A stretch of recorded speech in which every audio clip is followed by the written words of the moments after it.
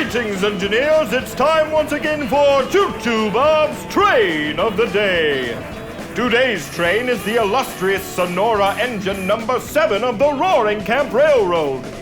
This hulking Goliath is a 3-truck, 60-ton Shea steam engine built in 1911 by Lima Locomotive Works. Before calling the Roaring Camp Railroad home, old number 7 spent many years of service hauling lumber in the majestic redwood forests of California for the West Side Lumber Company. Throngs of passengers each year aboard the Sonora number 7 enjoy spectacular views of the sublime vegetation of the great redwood forests.